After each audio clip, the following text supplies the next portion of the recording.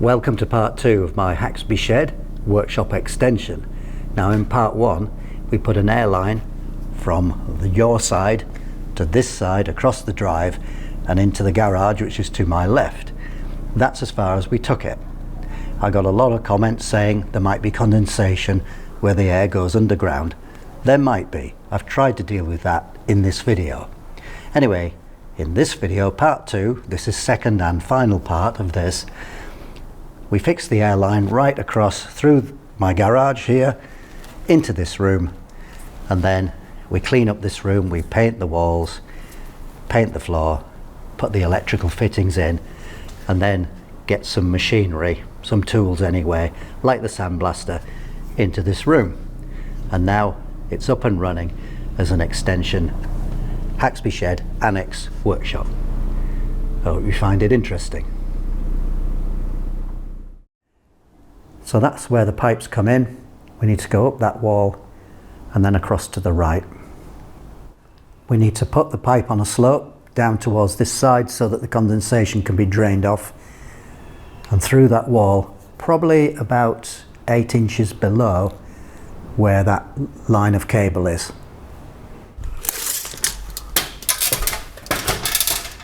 The pipe needs to come through somewhere like here.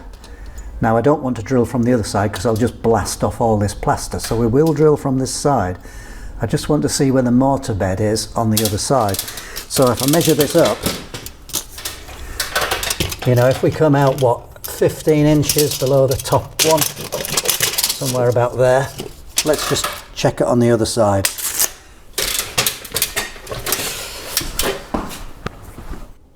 This room used to be a stable. I've no idea when there was a horse in it last. It still has the stable door on it. I had a dry floor put in some years ago. We've always used it as a storeroom, but in fact our predecessors before, they used it as a storeroom too. Tends to get full of junk. And over this side here we're storing a wardrobe for our daughter, which we've had there for about 10 years, more maybe. So they've got an ultimatum because that has to go now. The walls have been painted before, but the white's come off. I'm going to PVA them, then I'll repaint them. So the Haxby shed room, I don't want to paint, I want to leave those natural, but these have been painted before, so I'm quite happy to do it. There's not much light in here anyway, so we'll put more powerful lights in, and then the white paint will help the light reflect off the sides. You can see that this room has been added on after the other buildings were built, because there's a roof pitch where the slates or whatever they were have come up against that end wall. You can see where the lighting cables come through the wall, and we need to come through about 8 inches below them and go across horizontally, but with the fall still on it for the condensation. And then looking across, we'll probably bring the pipe down in that corner, I think. So 15 inches is the top of this tape here. And then I'll use that mortar bed there. So I'll actually chop a bit of plaster off next door now. Now I know that I'm going to line up with a mortar bed here. That's through with a 16. Let's go and see what it looks like. I am going to use wall standoff clips, but I might just angle this a bit nearer this side, and then I'll put the clips on this beam, I think. Before I measured out for these clips, I looked at the spec. Now it's not that I want to meet any spec, it just takes the thinking out of it. So 25mm pipe, 30 degrees C, 85 centimetre spacing, 850mm, and at 20 degrees C, 95 centimetre spacing. So I've gone for 85.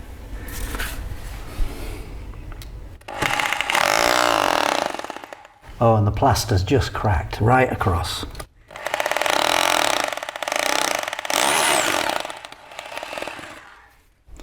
To have all this render on the wall, it must have been a pig palace. I don't know anything about looking after pigs, maybe it's important. I've got 20 of these clips, I hope it's enough.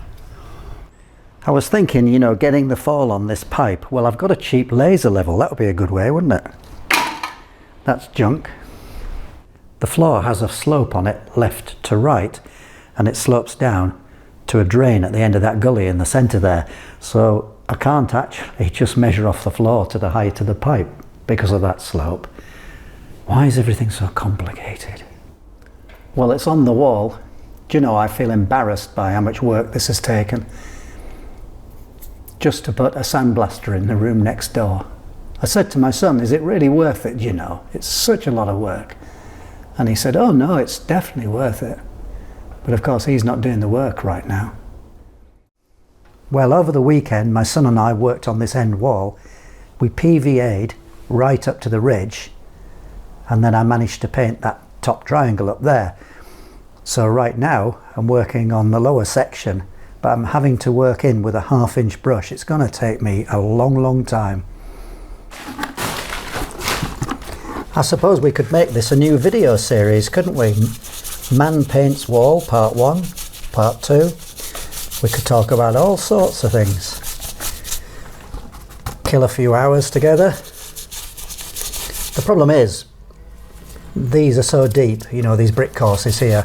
If I use a larger brush, it just skates over the top. So I can do the brick faces with a larger brush, but I'm going to have to do every course with this 1/2-inch brush. And then how much paint is it going to take? You know, what do you think? I got 5 litres already. I had that in stock. 20 litres maybe. A lot of work, and I'll have to spend a bit actually. Still, much as I'd love you to stay, I think I'll stop this clip and get on with it. Don't want you distracting me. Well, that's one wall done. I'll try and swivel the camera around without too much juddering and jerking. And I think that's taken about 14 hours. So it took us, my son and I think we spent about 3.5 hours on it together to PVA that back wall. And I got up on the ladder and I did that triangle at the top. So that's about 7 hours. And then I had to individually, using a 1/2-inch brush, go along every course, because the courses are recessed and quite weathered. I know it's indoors, but they were. And that took about 4 hours just to paint all the courses. And then it's probably about, I don't know, 3 hours with a roller and a brush. So the brickwork's coming in and out so much. I was rollering like the tops of the bricks, and then I had to go back and fill in, you know, where the roller hadn't touched. But it is much quicker with the roller and then touching up with the brush. But some of the bricks, you know, they stand out so much. I don't know what happened. But you can see the state of them. Look, there's one of them just there. Can't see it very well, but it must stick out by, oh, there we are, that one there, look at that one. Anyway, this paint is going to go yellow after a time, I'm sure of it, down below, because there's no damp course, of course. Years ago I injected damp proof cream, I've forgotten the name of it now. It was about 20 quid a tube at the time. So I drilled holes every 4 inches and injected. And then I had the dry floor put in anyway. But where the salts are in the bricks, and even though we've PVA'd it with, what do you call it, waterproof PVA, it's still going to come through in yellow, but it's a lot better than it was. It was originally painted anyway. Did I say that before? Look at that back wall there. So it must have been painted for the horse, a horse palace. So where it's been painted, it's not going to be too difficult, I think. I've PVA'd a bit of that back wall there.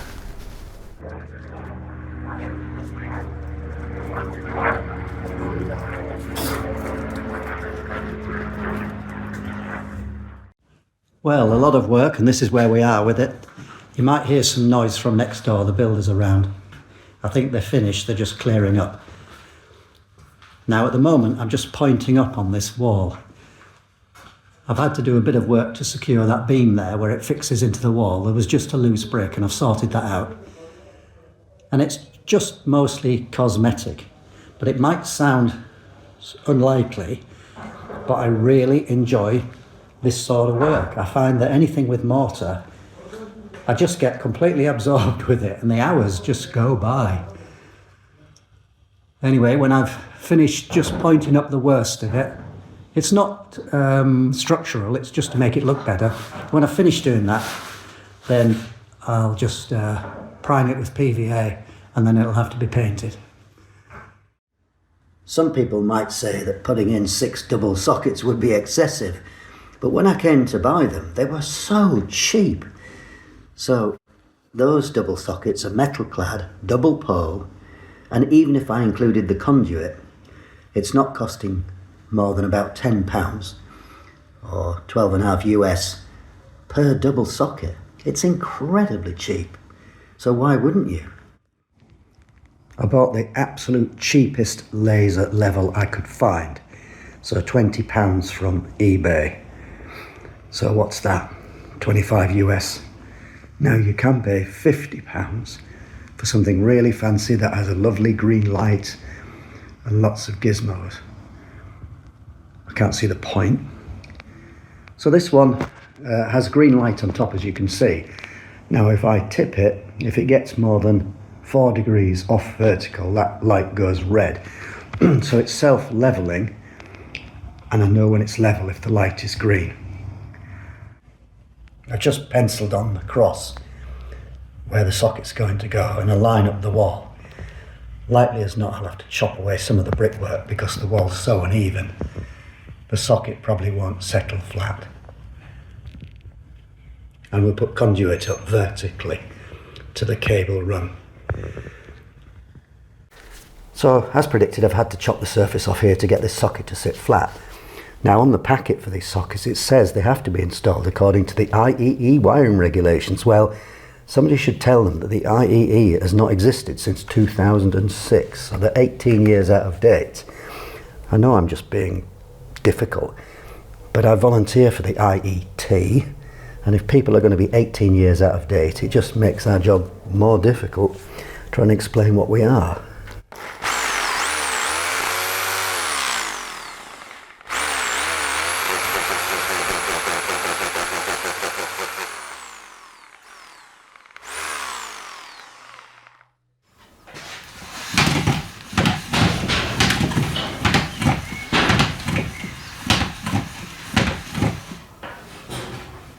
Well, that's one out of the 2 cables pulled through. Too much, of course. You can see the loop hanging down. But it's quite difficult to pull through on your own because the cable's so heavy and the PVC on the outside is quite sticky. So in between hangers, it drops down, and I guarantee it twists and it catches on absolutely everything.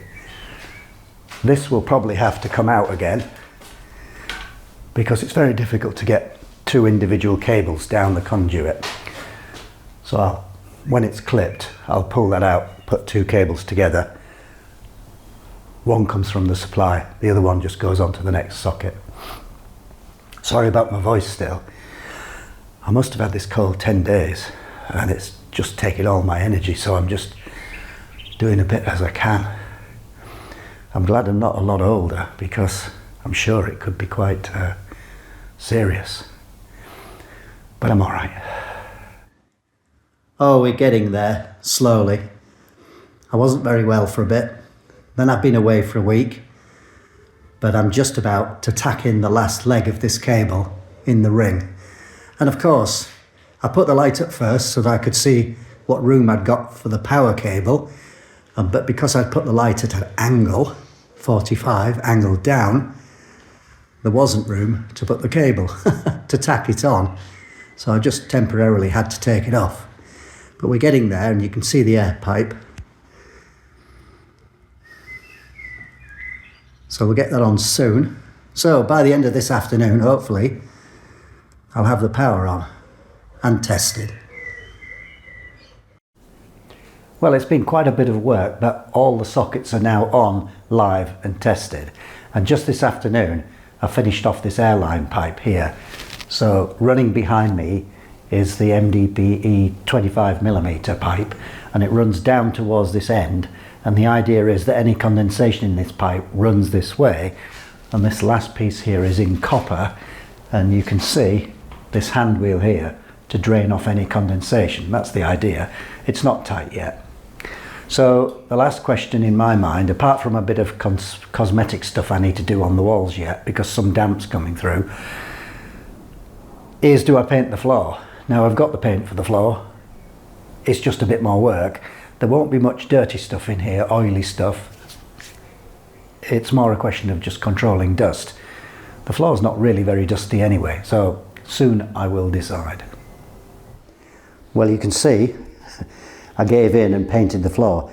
It's just the first coat at the moment. When I said I had that paint already, I'd not bought it for this floor, I bought it for the Haxby shed floor, and I had about 2.5 litres left. Anyway, for the second coat I've had to buy some more. The other thing is, you can see this perhaps is going kind of yellow where the salts are coming through. Now this paint was just emulsion. I don't know if I did the right thing, but I've actually bought some masonry paint. Now the reason I didn't use masonry paint from the beginning was because it said it was for outdoors and for sort of waterproofing walls outdoors. Well, this is not outdoors. I don't know. Anyway, I'm just going to paint this bit here so that it doesn't yellow so much. My son is paying for half of the costs of all of this, so you know, at least I can share the costs. So whilst I'm doing some painting, what shall we talk about? Well, I'll tell you what, I'm going to take a risk and talk about Brexit. Now that means Britain leaving the European Union.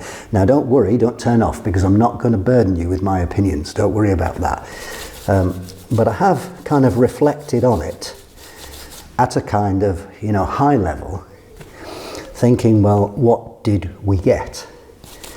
Now, I actually voted to remain, but it was never a clear-cut thing.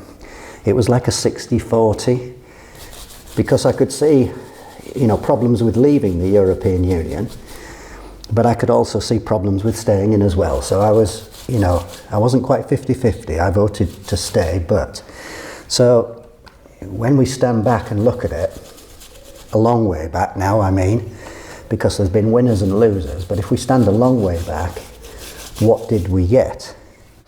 And I think what we got was two things. One is we got freedom of choice, freedom to choose for ourselves, which I think is worth a lot. A lot of people have died over the years for that right to choose. So we got the chance to choose. And the other thing we got was control over our borders. So within Europe, you've got freedom of movement, but now we can decide who comes to the country.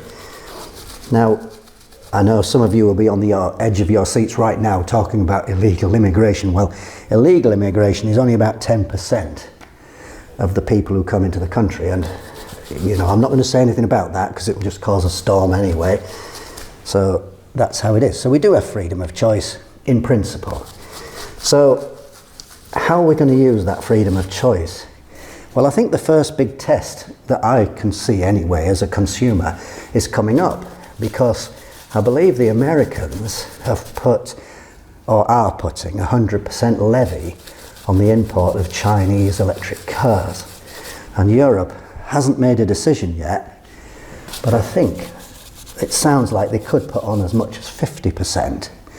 So perhaps our first really big visible choice might be, are we going to put duty, levy, import duties on Chinese electric cars?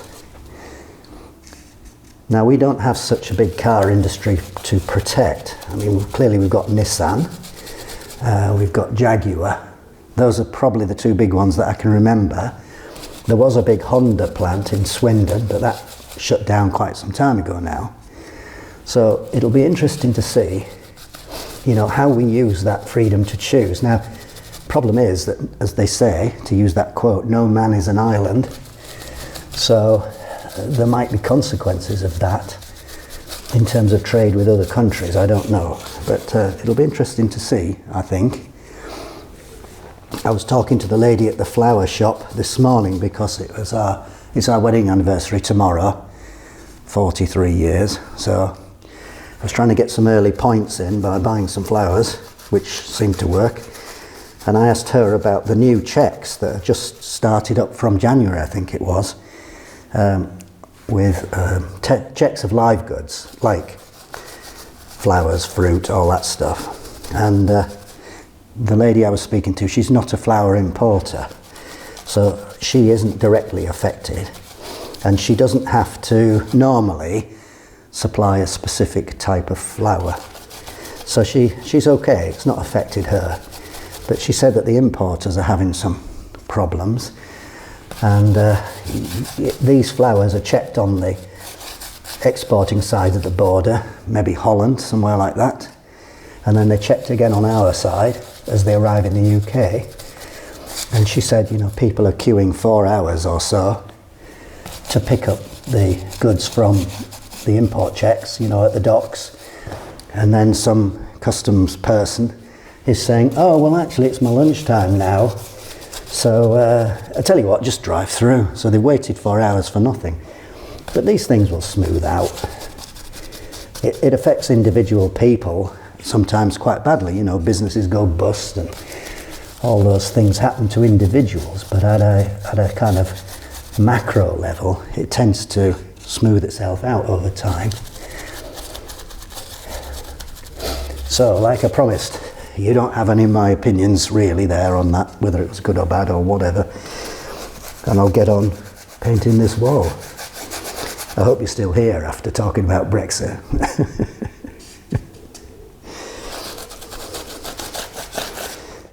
Whilst I had the paint out, I got up on the ladder and I painted that triangle in the Haxby shed workshop. I don't really like it, to be honest. I prefer the brick, but I thought it might just throw a bit more light down. I used the masonry paint and it's quite sort of thin. It's not as opaque as the emulsion paint, but even so, I think it'll help a bit. I won't be doing the other side behind me. I don't think it looks so good. On to the second coat. And this floor has been down 24 hours. It's slightly tacky, but I'm kind of getting away with it by being on this cushion. And then we'll have to leave it for about 7 days to fully cure. It's always easier with a second coat, isn't it? I'll try not to put my hand in it. That wouldn't be funny. I should have my gloves on really. I just can't be bothered.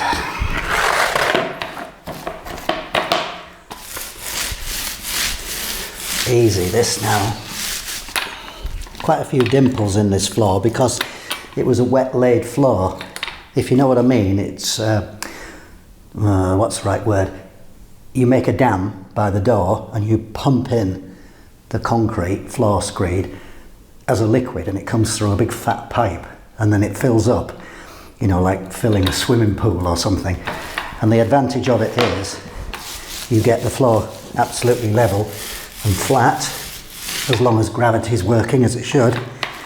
But the disadvantage is that as it dries out you can get cracking, which we have a bit, and you get bubbles in the surface sometimes as well. It's a lot quicker and cheaper, I suppose, to have it pumped in. It's certainly cheaper for the builder anyway. A lot less labour is what I mean. So it's pros and cons. All of a sudden that advice, don't paint yourself into a corner, seems relevant.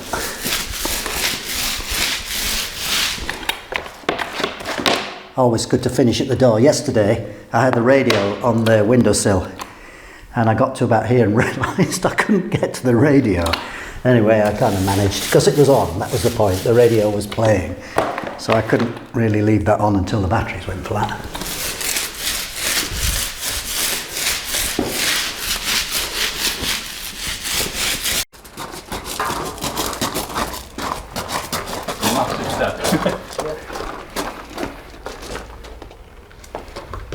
So in goes the sandblaster.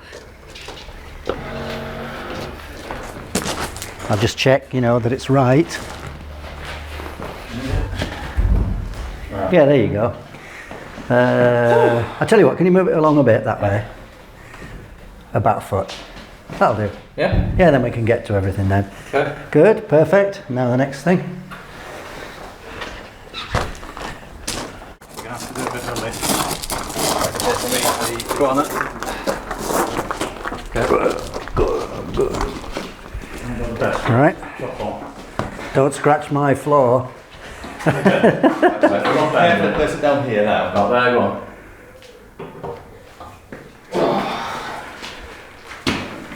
It's a very heavy thing. It is, isn't it? Yeah. Now you'll have wished you left that pole in because you've got to move it over there now. Oh, that's fine. Yeah? Yeah. Left. That'll do. Great. Thank you. There we are. Good. Action.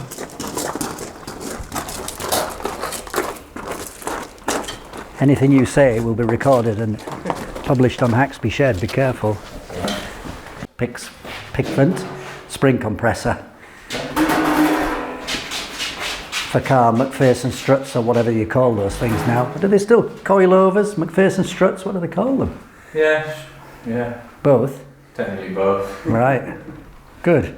Right in the corner? Yeah, or? I don't mind. Wherever you think you'll be using it. That's not something I'll be doing. It's very good though. Yeah, jolly good. Put the guards on it then later, won't we? Yeah. And a couple of other bits.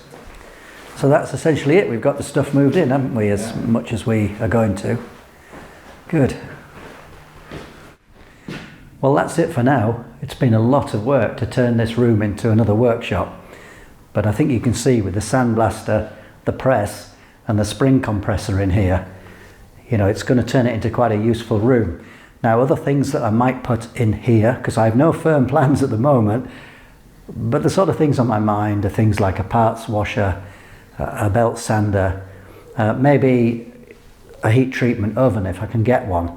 I'm not prepared to pay very much money for any of that stuff, so it might be things I can make or just get broken and I can repair or something like that.